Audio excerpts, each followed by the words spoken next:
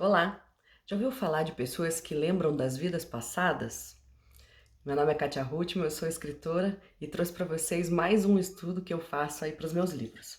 Bem, tem um doutor chamado Jim Tucker, que é um professor de psiquiatria lá na Universidade de Virgínia, que ele se dedica a esse estudo de casos de crianças que apresentam alguma suposta memória de vidas anteriores.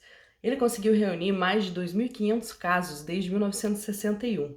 Ele conta que 70% dos que lembram tiveram geralmente uma morte violenta e as lembranças vêm entre os 2 e 6 anos de idade. E 20% dessas crianças carregam marcas de nascença ou deformidades perto do local onde foi o ferimento de morte delas.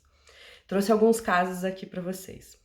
Um deles é o caso de James Leininger, que ele virou até livro. Tá? Era um garoto que gostava muito de aviões e sabia detalhes muito específicos a respeito. Aí, aos 2 anos, ele começou a ter alguns pesadelos e, questionado pelos pais, ele começou a dizer que seu avião havia pegado fogo devido a mísseis japoneses.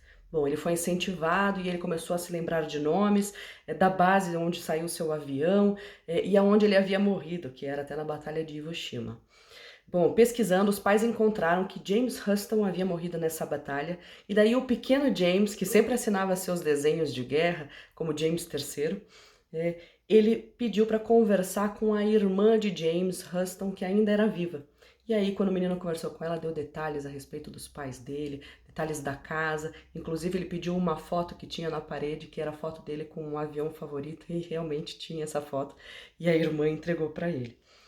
Bom, ele foi levado ao encontro dos veteranos de guerra em um porta-aviões e ele se lembrou de alguns e até comentou que eles pareciam um pouco velhos, né? Mas descreveu detalhes que estavam errados no porta-avião, que havia sido modificado do seu original e que foi confirmado pelos veteranos.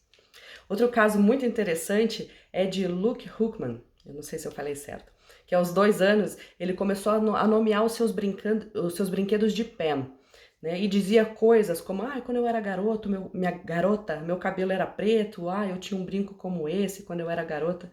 E a sua mãe começou a questionar quem era Pam. E ele disse que era ele que era ele e que ele havia morrido em um grande incêndio em Chicago. Bom, a mãe investigou e encontrou uma notícia sobre um incêndio no Paxton Hotel em Chicago, e era uma área de afro-americanos. E dentre os mortos havia uma Pamela Robinson. A mãe perguntou ao filho qual que era a cor de pele da Pam, e ele disse, negra, ué. O caso ganhou fama, e aí em um programa de TV, eles pegaram várias fotos de mulheres negras, e o Luke imediatamente identificou qual que era a Pam.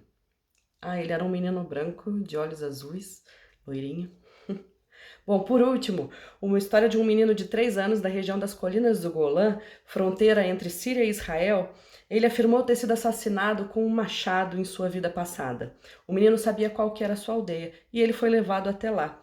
Ele lembrou o seu nome e o nome completo do seu assassino.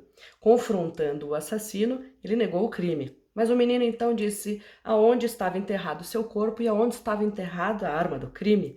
Eles escavaram os lugares indicados pelo menino e encontraram o corpo e encontraram o machado, o que levou o assassino a assumir o crime. Esse menino nasceu com uma longa e vermelha marca na cabeça.